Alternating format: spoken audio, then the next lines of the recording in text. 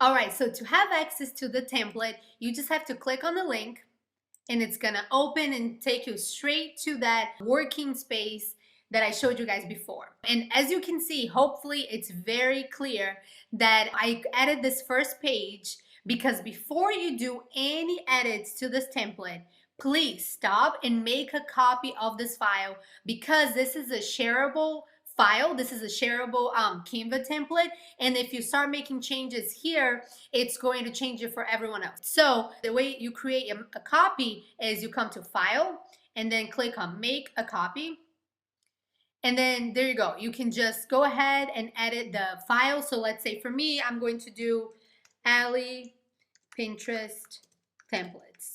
And now you're not messing with the original file. You can do whatever you want here. And there you go. I want to show you guys all of these different options that I did. And I created these in the Pro account. So you'll be able to see that some of these photos have the watermarks, but not the text, not the fonts. All of these are free.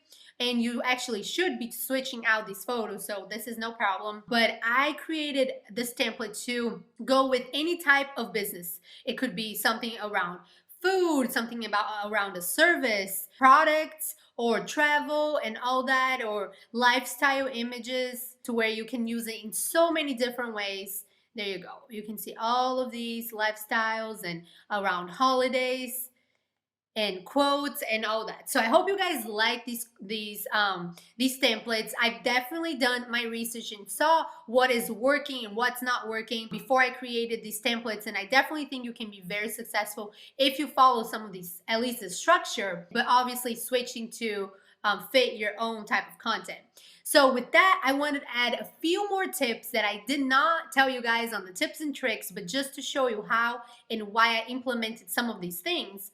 The first one is, you can see in all of these templates, I added room here for you to add your domain. So this is actually not only helpful, but it's advisable that you do this by Pinterest because one, it gives you extra brand visibility, brand awareness. Someone might actually not save or click your pin right away, but they would see your domain, and then as they see multiple ones, they're like, okay, actually I want to check this out. I've liked a few of these pins already. Or a lot of times these pins take you to a specific page of your domain, of your website, or it takes you to one of your website. Let's say it takes you to your Instagram account, but you also want to tell people where they can find the most amount of content around your brand, which would be your domain. If you don't have a domain, like we don't have it yet, I mean, we just have YouTube, our YouTube channel for now, you can just add your business name. It doesn't have to be a domain.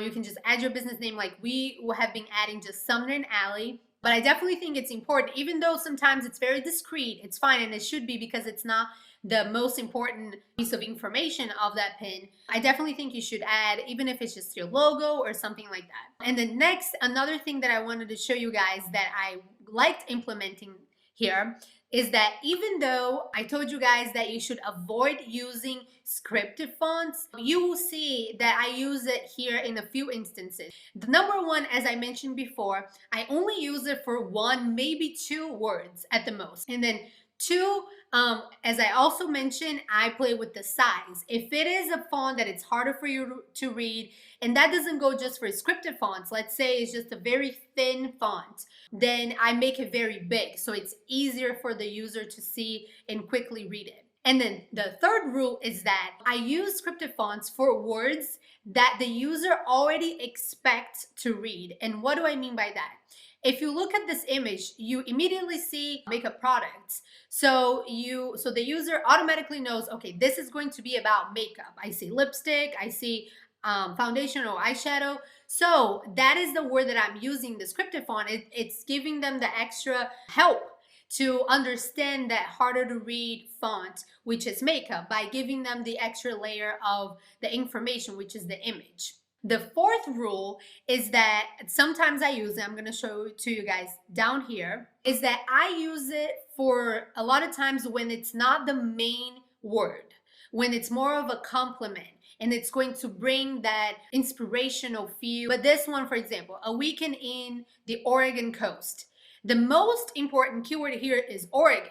But then this one, I actually use all of the other rules as well. And it's just one word for coast. It's bigger. It's not the biggest because, again, it's not the most important one. Oregon is the most important keyword. It also goes with the image. So you see there's the C, and then 4, it's not the main keyword. And with that being said, let's go ahead and actually create a pin so I can show you guys exactly the whole step-by-step process. So I'm actually going to use this template right here. So, okay, the first thing I'm going to do is that I actually already uploaded a photo here that I want to use, which is this one that we took. And I'm just going to drag it. And then I'm going to double click because I wanted to show this edge here. Okay, and now you can see you can barely read the text. But first I'm going to go ahead and change it and write Floripa, which is another way that people call the island of Florianopolis. And then I'm going to make this text white. And I'm actually going to bring this down here. And that Floripa is actually not the main keyword because there's not enough search volume for this keyword. So what I'm going to do is, as I saw on our keyword research, that was a well-searched keyword, I'm going to make this black. There you go. So you definitely want to use the keyword in your pin. And I'm going to make this a little bit bigger. And I'm going to add another layer of text here. I'm going to copy and paste over here. And then I'm going to use a scripted font. And then the last thing is I'm going to change this domain here and just say Sumner and Alley. And there you go. Now we're ready to actually create our board and our first pin together. Let's go.